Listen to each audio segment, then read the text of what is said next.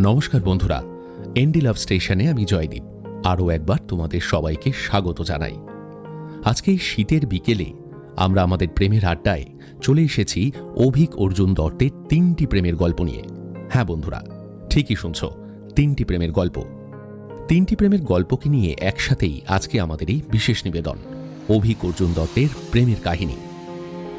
গল্পগুলো ভালো লাগলে কিন্তু অবশ্যই চ্যানেলটি সাবস্ক্রাইব করে দিতে হবে। আর হ্যাঁ, লাইক আর কমেন্ট করতে কিন্তু ভুলো না। আর গল্পটা হাইপ তো অবশ্যই করে দেবে, কারণ অনেক দিন গ্যাপের পর আজকে আবার আমরা একত্রিত হয়েছি আমাদের এই প্রেমের আড্ডায়। তো চলো আর দেরি না করে শুরু করা যাক। সুলেখক অভিক অর্জুন দত্তের কলমে আজকের প্রথম গল্প, সাপমোচন।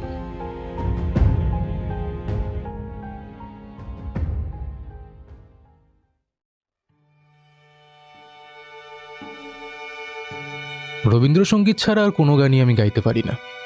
তাই 25শে বৈশাখের সময়টায় কলেজে আমার ডিমান্ড প্রচুর। অন্য সময় যদিও সবাই ভুলে যায় যে আমার একটা কোনো অস্তিত্ব আছে কলেজে। তবে হ্যাঁ, কলেজে কোনো প্রোগ্রাম হলে কিন্তু আমাকে ডাকা হয়। সেখানে গিয়ে মোটা কালো ফ্রেমের একটা চশমা পরে আগুনের পরশমণি গেয়ে বাড়ি চলে আসি। তবে সেই অনুষ্ঠানের সাথে 25শে বৈশাখের একটা পার্থক্য আছে। সেই অনুষ্ঠানে মঞ্চে থাকেন বড় বড় লোক, কেউ মন্ত্রী, কেউ কলেজের সেক্রেটারি।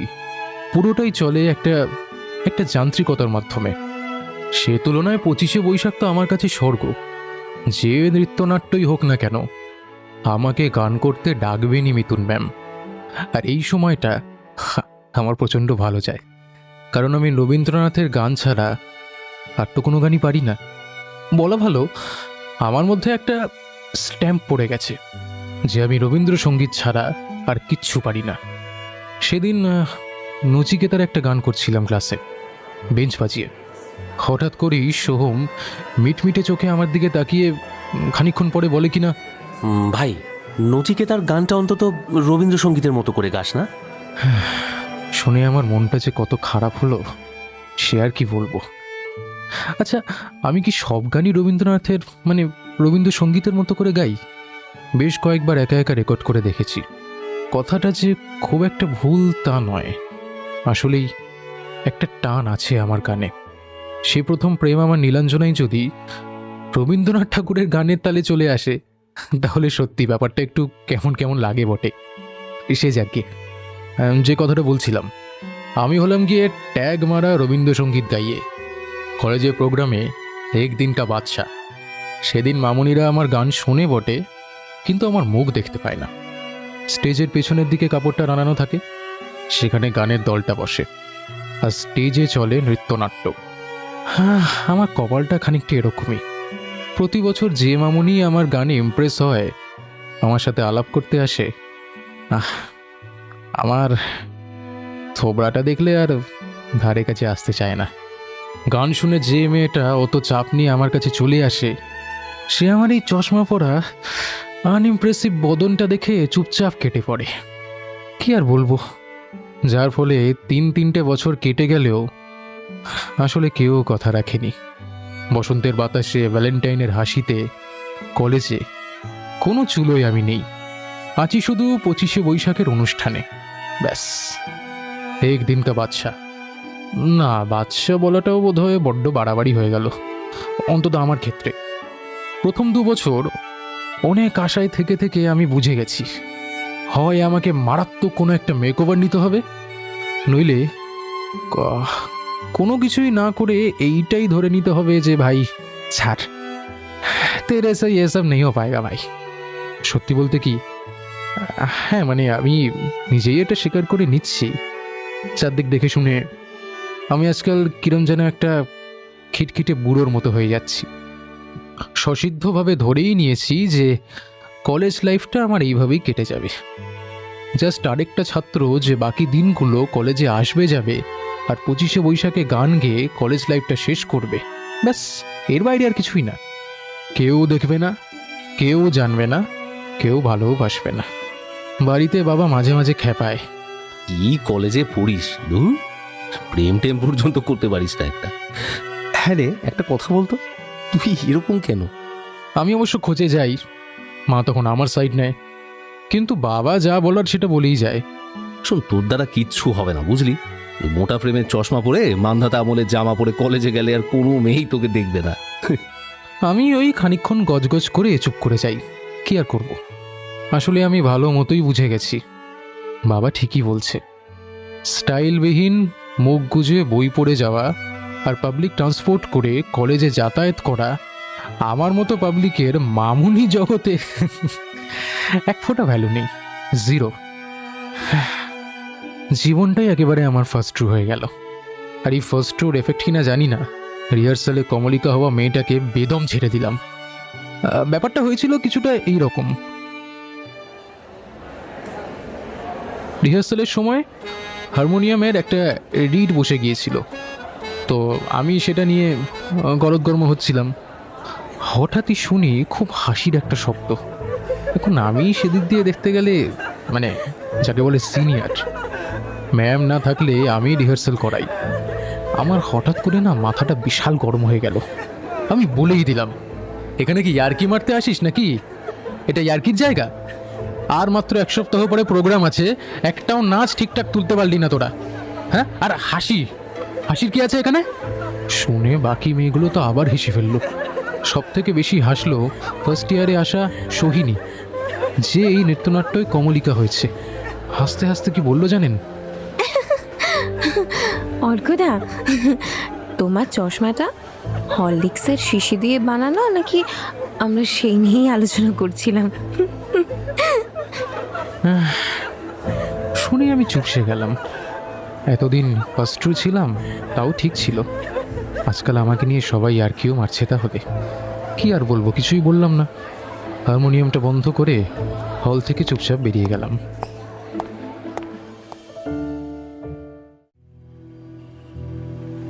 কলেজ ছাড়িয়ে খানিকটা এগিয়ে গেলে একটা পুকুর পড়ে, ওখানে কেউ যায় না।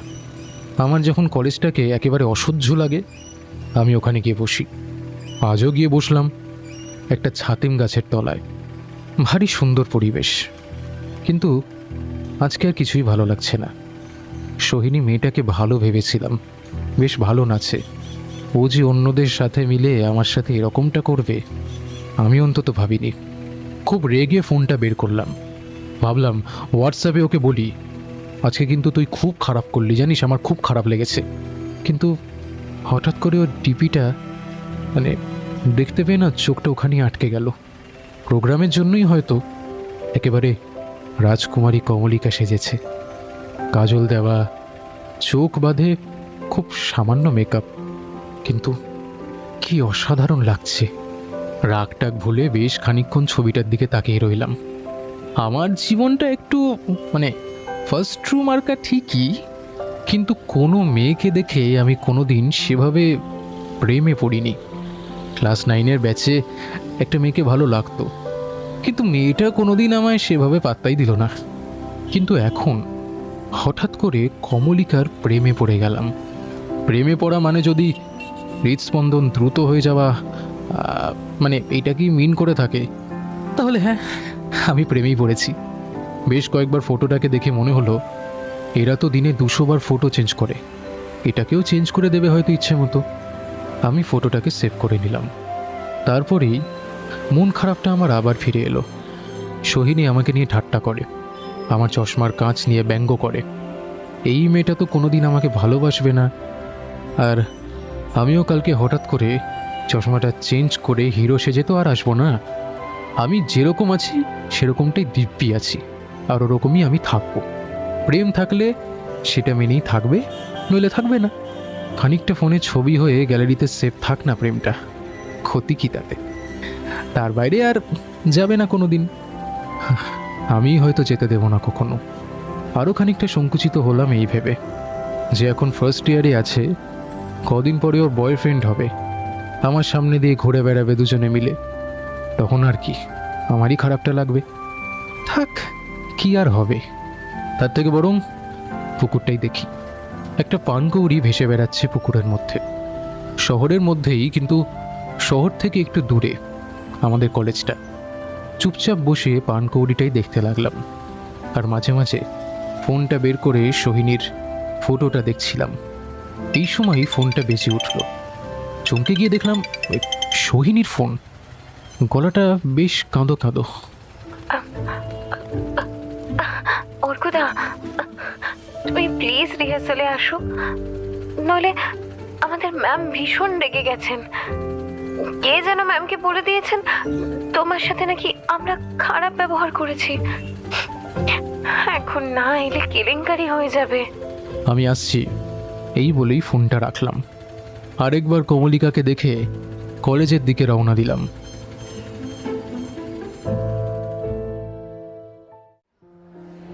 ম্যাম আমাকে দেখে বললেন, কোথায় গিয়েছিলে তুমি? আর এরা তোমাকে কি বলছিল? সোহিনী সহ বাকিরা এক কোনায় কেঁচো হয়ে দাঁড়িয়ে আছে। আমি যা বুঝলাম, আমি যদি বলেই দিই তাহলে ওদের কপালে অশেষ দুর্গতি আছে। চশমাটা ঠিক করতে করতে মাটির দিকে তাকিয়ে বললাম, না ম্যাম, সেরকম কিছু না। ম্যাম তো রেগে গেলেন আমার কথা শুনে। দেখো অর্ক, সিনিয়র হিসেবে তোমার একটা দায়িত্ব আছে। এই নৃত্যনাট্যটা নিয়ে আমি কতটা চিন্তায় আছি সেটা তুমি জানো না? তুমি তো আছো যার উপর আমি ভরসা করতে পারি। শোনো, আমার যখন ক্লাস নিতে যেতে হয় তখন রিহার্সালটা তোমাকেই করাতে হবে, বুঝেছো? তাহলে কোথায় চলে গিয়েছিলে তুমি?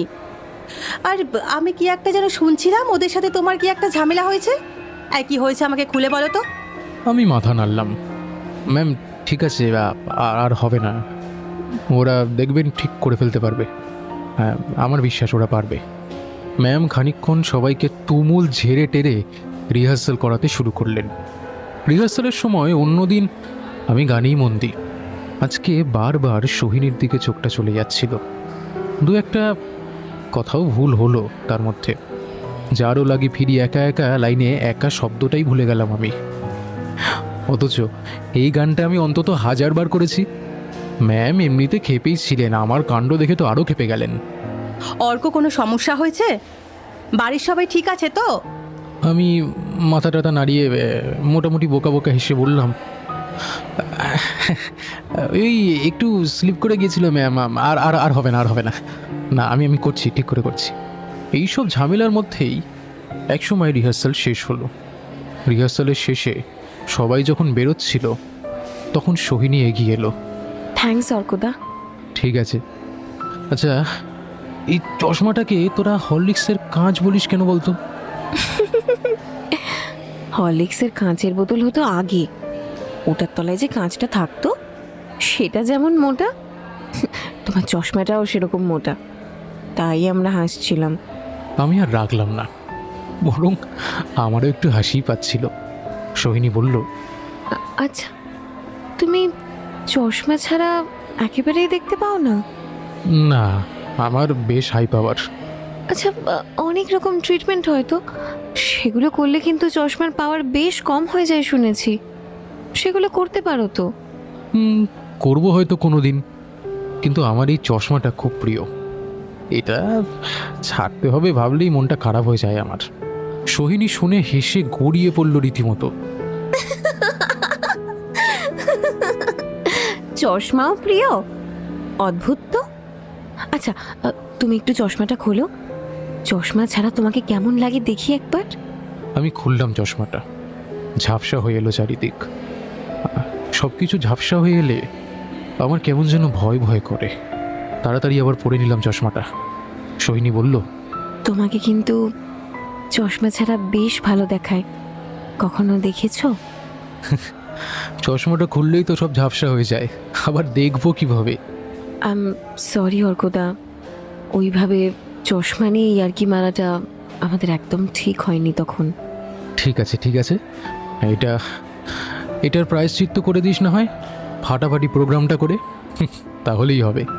করব, নিশ্চয়ই ভালো হবে, দেখো। আচ্ছা, আমি আসছি এখন। কালকে রিহার্সাল 2টো থেকে তো? আমি মাথা নাড়লাম। সোহিনী চলে যেতেই হঠাৎই কেমন যেন একটা কষ্ট হলো আমার। বুঝলাম আমি এবারে গিয়েছি। ওয়ান সাইড লাভ স্টোরি শুরু হলো আরেকটা।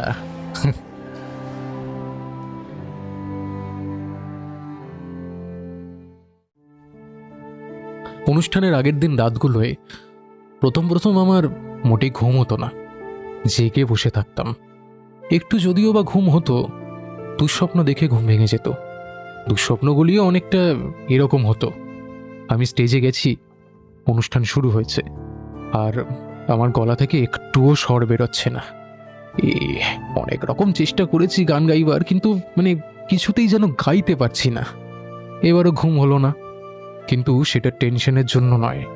এই দিনটার পরে আর রিহার্সালে একসাথে থাকা হবে না, দেখা হওয়াগুলো এত সহজে হবে না, সেটার জন্যই। একটা দিনেও মিতুন ম্যাম যখন থাকতেন না, তখন ওরা আমাকে নিয়ে মজা করেছে, কিন্তু এবারে আর আমার মন খারাপটা হয়নি, বরং আমিও মজা পেতে শুরু করেছিলাম। বুঝেছি, নিজেকে নিয়ে মজা করাটাও জানতে হয়, এটাও একটা আর্ট। আমি 21 শতাব্দী থেকে 18 শতকের পোশাক চশমা পরে ঘুরে বেড়াবো, আর সেটা নিয়ে কেউ মজা করতে পারবে না? এইটা তো রীতিমতো হাস্যকর। সোহিনী সব থেকে বেশি মজাগুলো করত। একদিন যেরকম হঠাৎ খুব নিরীহ মুখ করে বলল আমাকে, আচ্ছা অর্কদা, তুমি যে ফোনটা ইউজ করো সেটা কি আলেকজান্ডার গ্রাহাম বেল আবিষ্কার করেছিলেন? কেন বলতো? সোহিনী হেসে গড়িয়ে পড়তে পড়তে বলল, না, তোমার সবই তো ওই সময়ের, তাই ভাবলাম। কথাটা শুনে আমিও হেসে ফেললাম, আর হাসতে হাসতেই সোহিনী যখন হাসছিল ওর দিকে তাকিয়েছিলাম। এই সোহিনী যখন আবার মিথুন ম্যাম পাঠ করেন, গান হয়, তখন কি অসাধারণভাবে কমলিকা হয়ে চোখের সামনে ভেসে ওঠে। আমি তো আসলে প্রেমে পড়েছিলাম, তাও আবার রাজকুমারী কমলিকার। কিন্তু নিজের অজান্তেই বুঝতে পারছি এই দুটো সত্তাই মেয়েটার মধ্যে প্রলোভভাবে আছে। যখন রিহার্সাল হয় তখন সোহিনীর চাউনি, ওর অভিনয় প্রতিটা মুহূর্তে আমাকে বিদ্ধ করেছে।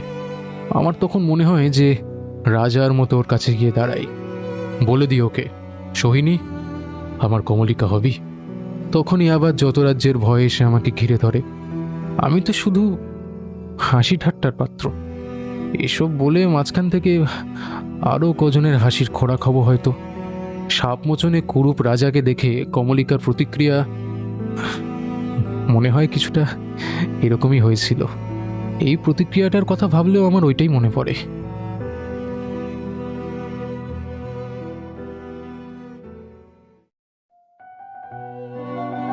সাপমোচন নৃত্যনাট্যটা অসাধারণ হলো। স্বয়ং প্রিন্সিপাল এসে আমাদের সাথে হাত মিলিয়ে গেলেন। সোহিনীরও খুব প্রশংসা হলো। মিতুন ম্যাম প্রতিবারের মতো এবারেও অনুষ্ঠানের পরে মিষ্টি খাওয়ালেন। সোহিনীর বাবা মাও এসেছিল, আমাদের সবার সাথে পরিচয় করালেন। আমার বাবা মাও প্রতিবারই আসে। এবছর অনুষ্ঠান শেষে অপেক্ষা করছিল আমার জন্য। প্রতিবার রুদ্রদা থাকে, কিন্তু এবারে রুদ্রদা নেই, পাস আউট হয়ে গেছে। তাই আমাকে এই দায়িত্ব নিয়ে ইনস্ট্রুমেন্টগুলি গাড়িতে তোলার তোড়জোড় করতে হলো। রাত প্রায় 11টা বাজে। মেয়েরা যারা ফ্যামিলির সাথে আসেনি তাদের ম্যাম আলাদা আলাদা গাড়িতে তুলে দিচ্ছেন। ইনস্ট্রুমেন্টগুলি তুলে দিয়ে ফিরছি, এই সময় দেখি সোহিনী দাঁড়িয়ে আছে হলের বাইরে। কমলিকা হয়েই দাঁড়িয়ে আছে, মেকআপ এখনো ধুয়ে ফেলেনি। আমি ওকে দেখে রীতিমতো অবাক হলাম। কিরে, তুই এখানে? আমি তো ভেবেছিলাম এতক্ষণে তুই চলে গেছিস। তাহলে? না, ম্যাম বললেন মৃত্তিকাকে নিয়ে যেতে, ও তো চেঞ্জ করছে এখন। বাবা মা হলেই আছে, মনে হয় তোমার বাবা মার সাথেই গল্প করছে। ও, তা ঠিক আছে, কিন্তু তুই এখানে দাঁড়িয়ে আছিস কেন? ও সে কথার উত্তর না দিয়েই বললে, তোমাকে খুব জ্বালিয়েছি না কদিন? ধুর, কি যে বলিস। হাসি ঠাট্টা না হলে সময়টা কাটবে কি করে? হ্যাঁ, প্রথম দিন একটু রেগে গিয়েছিলাম বটে, পরে আমিও তোদের সাথেই মিশে গিয়েছি। আসলে এতদিন ঠিক বুঝছিলাম না, যন্ত্রের মতো নিচে যাচ্ছিলাম। আজ সকালে ভালো করে সাপমোচনের পুরোটা পড়লাম। একজন মানুষের ভিতরটা না দেখে আমরা কিভাবে তার বাইরের গঠনটাকে নিয়ে হাসি ঠাট্টা করে ফেলি না? তোমার যেটা সমস্যা সেটা নিয়ে আমি দিনের পর দিন সবাইকে নিয়ে ইয়ার্কি মেরেছি।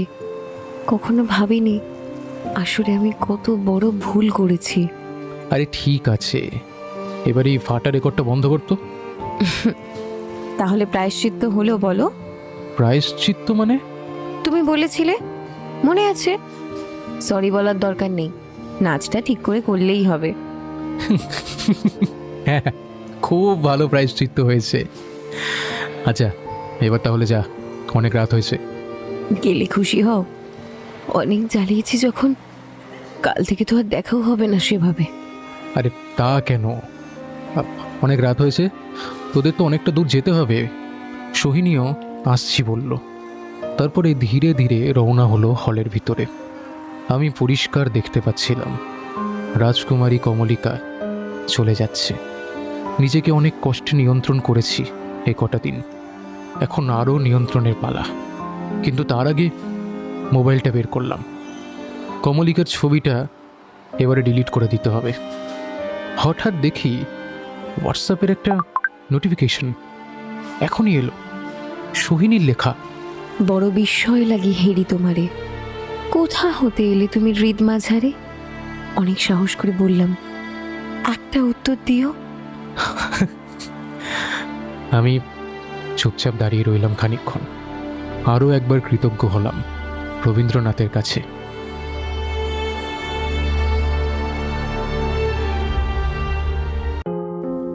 আজকের প্রথম গল্পটি এখানেই শেষ। শুরু হতে চলেছে অভিক অর্জুন দত্তের লেখা দ্বিতীয় প্রেমের গল্প, একটি হেরে যাওয়া মানুষের গল্প।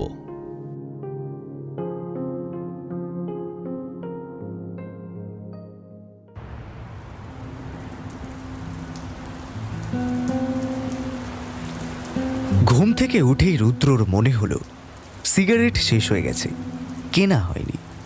দুপুরে কিনবে ভেবেছিল, কিন্তু তখন এমন বৃষ্টি শুরু হয়েছিল আর বেরোতে পারেনি। কি করবে বুঝতে না পেরে ঘুমিয়েই পড়েছিল।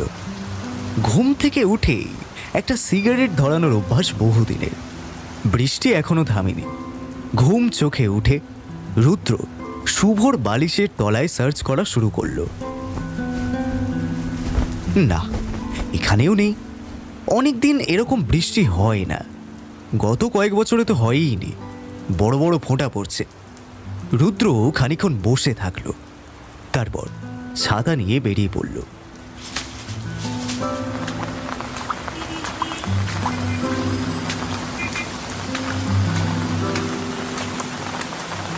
মাথা বাঁচানো ছাড়া ছাতা অবশ্য বিশেষ কোনো সুবিধা করলো না।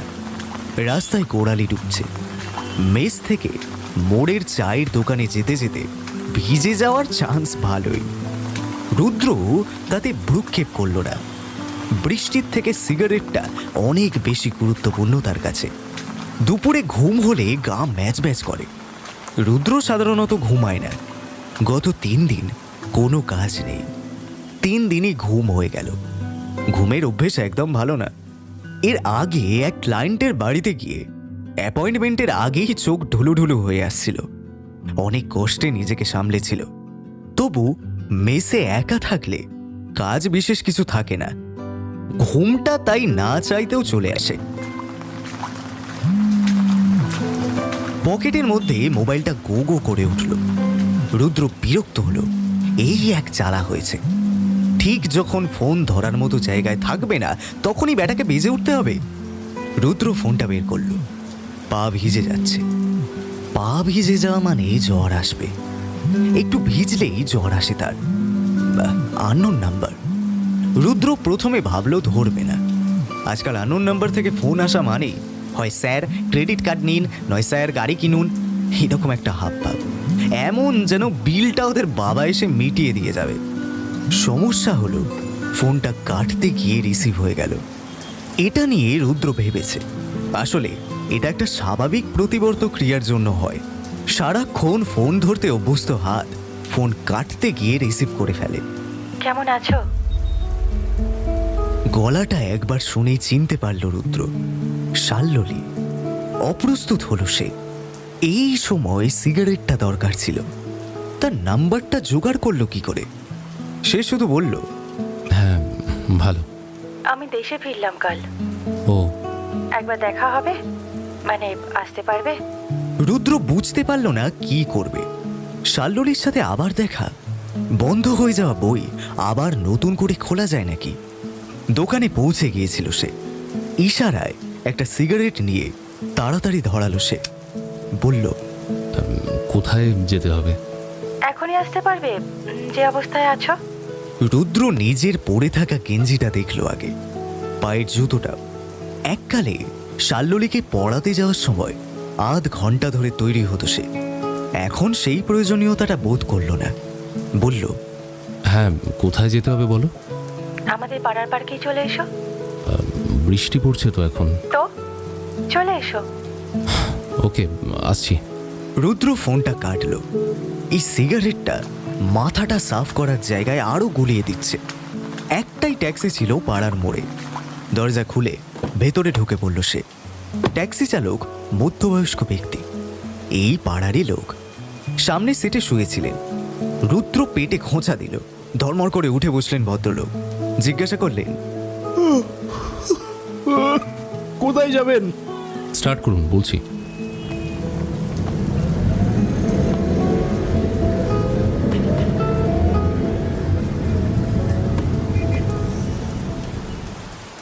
ছাতাটায় তাপ্তি আছে একটা। রুদ্র লুকাবার চেষ্টা করল না। আগে হলে হয়তো লুকাতো, তারপর ভিজত। এখন জ্বর এলে সমস্ত দিক দিয়ে সমস্যা। বৃষ্টি এক ফোঁটাও থামেনি, একই গতিতে হয়ে চলেছে। রুদ্র পার্কের ভেতরে ঢুকল। কাকপক্ষীও নেই, সবাই বাড়িতে পেঁয়াজি ভাজছে নির্ঘাত। শাল্ললী চুপচাপ ছাতা নিয়ে পার্কের কোণে একটা বেঞ্চিতে বসে আছে। রুদ্রর হঠাৎ খুব চুমু পেল। পেঁয়াজি আর চুমু কি একসাথে খাওয়া যায়? সে খানিকটা চিন্তিত হলো, আগে কোনটা খায়, গরম গরম পেঁয়াজি না গরম গরম চুমু? খানিকটা ভেবে হাল ছেড়ে দিল সে। শাল্ললীর সাথে তো চুমু পেলে চলবে না, সে পাট বহুদিন আগে চুকিয়ে দিয়েছে সে। ধীর পায়ে হাঁটতে হাঁটতে শাল্ললীর কাছে পৌঁছালো রুদ্র।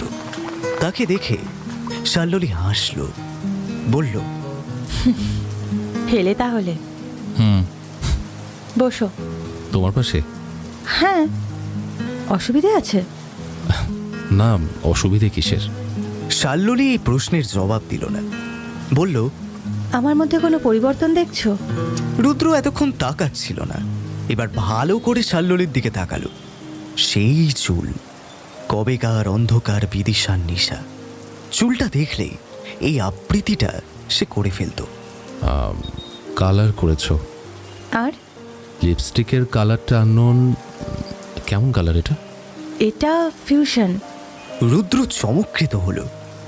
লিপস্টিকেও ফিউশন? এই ফিউশন লিপস্টিকের স্বাদ নেওয়ার ইচ্ছাটা থেকে বহু কষ্টে নিজেকে প্রতিহত করল সে। গলাটা যথাসম্ভব নিষ্পৃহ করে সে বলল, আচ্ছা। কেন, ভালো না? হুম, সুন্দর। তুমি কিন্তু সেই একই রকম আছো। তাই? হ্যাঁ তাই।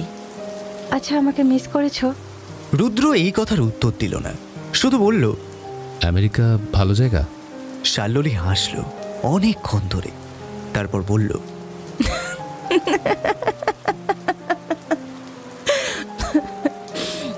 কথা ঘোরাচ্ছ কেন? রুদ্র শক্ত হলো। আমার কোনো ইমোশন নেই শালমলী।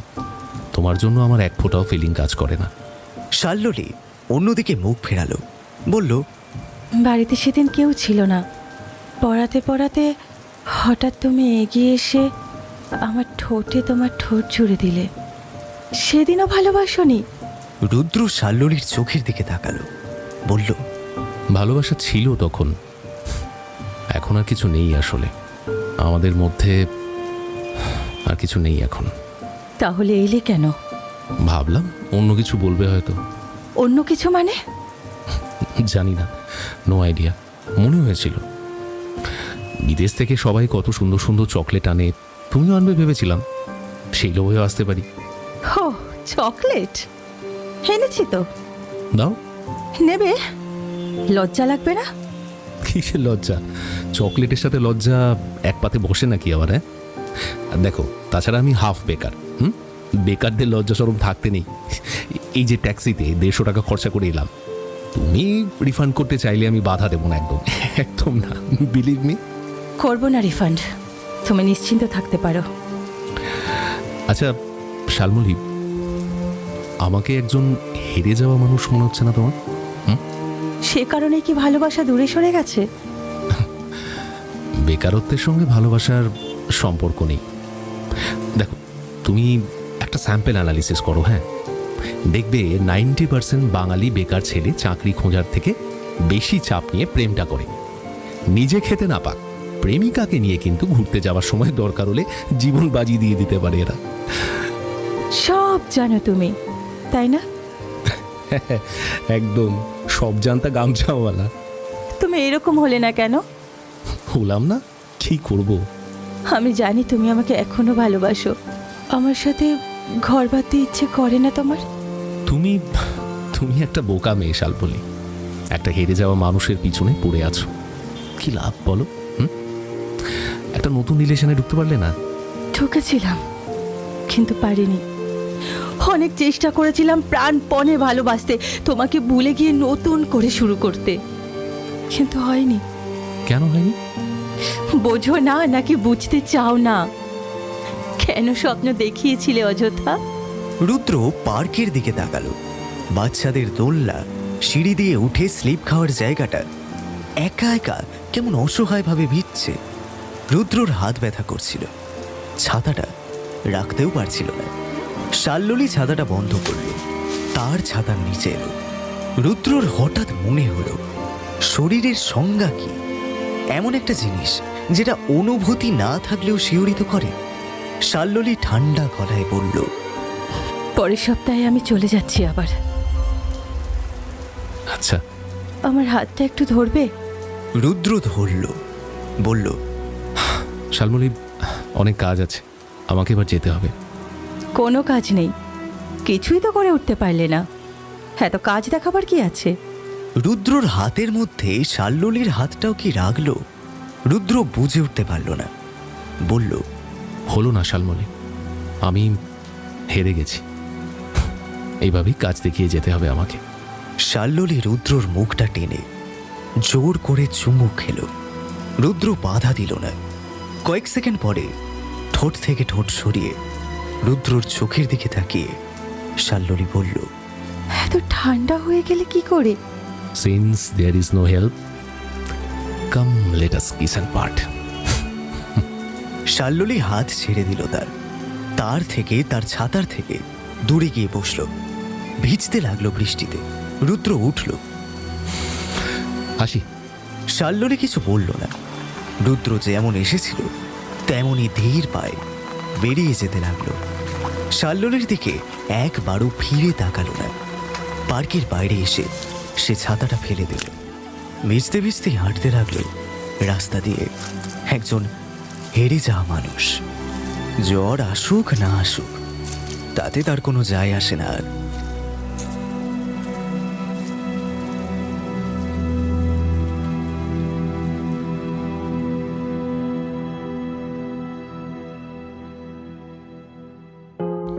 কেমন লাগছে বন্ধুরা, কমেন্ট করে কিন্তু অবশ্যই জানাবে। আজকের দ্বিতীয় প্রেমের গল্পটি এখানেই শেষ। শুরু হতে চলেছে আজকের অন্তিম প্রেমের গল্প, অভিক অর্জুন দত্তের লেখা বিশ্বাসঘাতক।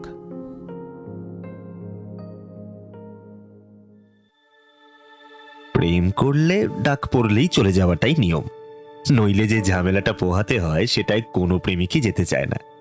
ক্লাস শেষ হতে দেখি 3টে মিসড কল। সুপর্ণা। হোয়াটসঅ্যাপ খুলে দেখি মেসেজ, একবার আসিস আজ, জরুরি কোনো কথা আছে। ভেবে দেখলাম 3টে ক্লাস আছে এখনো। কৌশিককে হাতে পায়ে ধরে নিলাম, ভাই ভাই দেখ না প্লিজ, প্রক্সিটা ঠিক করে দিস, 1 প্যাকেট ফ্লেক, একদম কনফার্ম করছি, ওকে প্লিজ ভাই একটু দেখে নে। কৌশিক আমতা আমতা করে রাজি হয়ে যেতেই কলেজ থেকে বেরিয়ে সোজা বাস ধরে ফেললাম। আজকে দাড়ি কাটা হয়নি। সুপর্ণা দাড়ি দেখলে খুব রাগ করে, কিন্তু কি করব, আজ তো দেখা হবার কথাই ছিল না। শনি রবি দেখা করি আমরা। শনিবার সকালে গোটা সপ্তাহের দাড়িটা কাটি আমি, তাতে মুখটাও কচি কচি দেখতে লাগে। অন্যান্য দিন সুপর্ণা পরে আসে, আজকে দেখি আগে আগে চলে এসেছে। আমাকে দেখে ফ্যাকাশে ভাবে হাসলো। আমি বললাম, কি ব্যাপার, হ্যাঁ হঠাৎ ডাকছে? বুশ। আমাদের দেখা করার জায়গাটা বেশ সুন্দর। একটা পার্কের মধ্যে পুকুরের সামনে বসার জায়গা সুন্দর করে বাঁধানো। আমি বসতে সুপর্ণাও বসলো। তারপর বলল, তোকে একটা কথা এবার বলতেই হবে। সুপর্ণার এই এক রোগ, ছোট ছোট ব্যাপারগুলোকে এত সিরিয়াসলি বলবে যে প্রথমে মনে হবে কি না কি। গত পুজোয় একটা পাঞ্জাবি দেবে আমাকে, তার জন্য কত কথা। দেখ, কিছু মনে করিস না, তোকে একটা কথা বলি, এই থেকে শুরু করে সে হাজার কথা। আমি বুঝলাম এবারও সেরকম কিছু কথা। তা বললাম, কি বলবি এবারও, কি পুজোর জামা? দেখ, তোকে যে জন্য ডেকেছি সেটা কিন্তু একটু সিরিয়াস। আমাদের এবার ব্রেকআপ করতে হবে। আমি হাঁ করে ওর দিকে তাকালাম, তারপর বললাম, মানে? সুপর্ণা অন্যদিকে তাকিয়ে বলল, আসলে দেখ, তোকে বলিনি, গত কয়েক মাস আগে আমার একটা সম্বন্ধ এসেছিল। ছেলেটা মুম্বাইতে চাকরি করে, দিদির ওই শ্বশুরবাড়ির দিকের আত্মীয়। দেখ, আমি ঠিক করেই নিয়েছিলাম আমি কথা বলেই ছেলেটাকে ভাগিয়ে দেবো, কিন্তু ওর সাথে একদিন আমি মিট করি। তোকে বলিনি সেটা। ছেলেটার সাথে কথা বলি, অত্যন্ত ভদ্র ছেলে, অত বড় চাকরি করে, একটুও অহংকার নেই।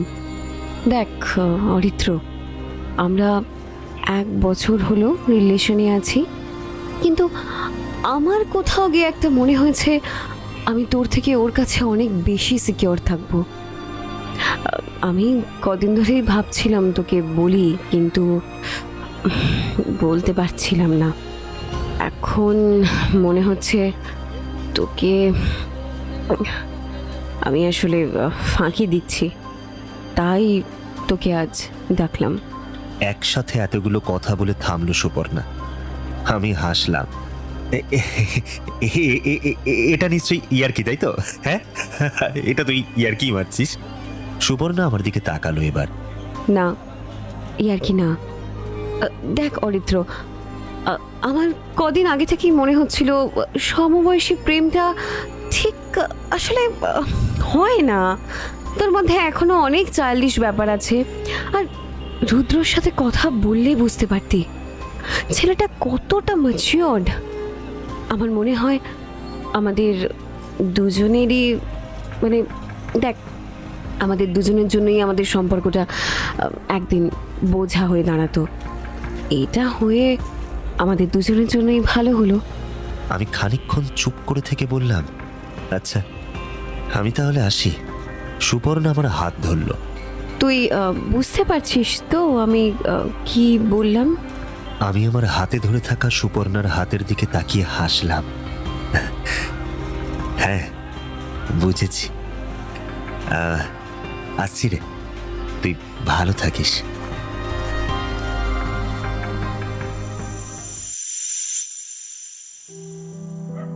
মেসে ফিরতে ফিরতে সন্ধ্যা হয়ে গেল। তুমুল বৃষ্টিতে মেসের সামনেটায় জল দাঁড়িয়ে গেছে।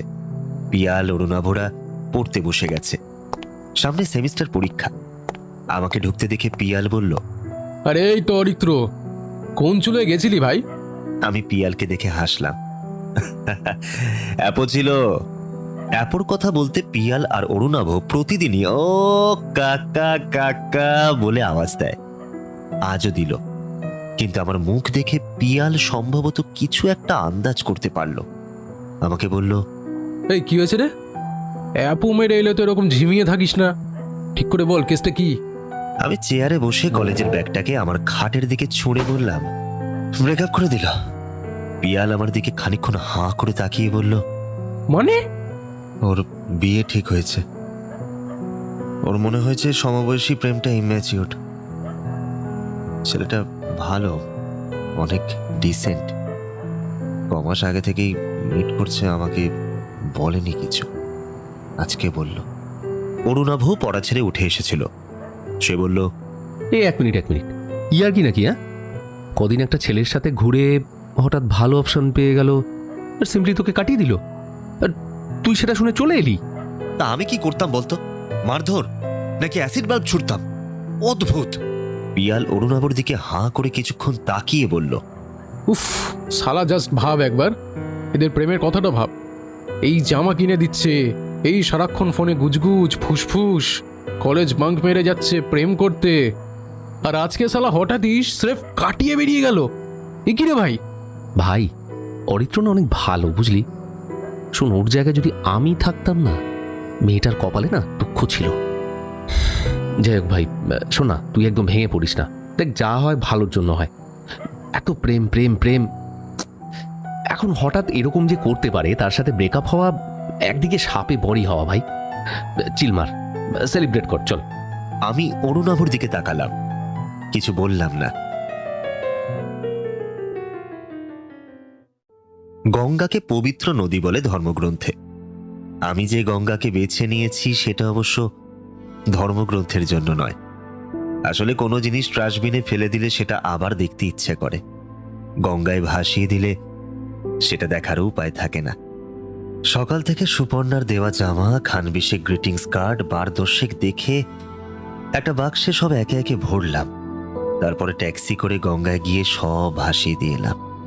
কলেজ আর যাইনি। কাল সারা রাত হোয়াটসঅ্যাপ খুলিনি পর্যন্ত।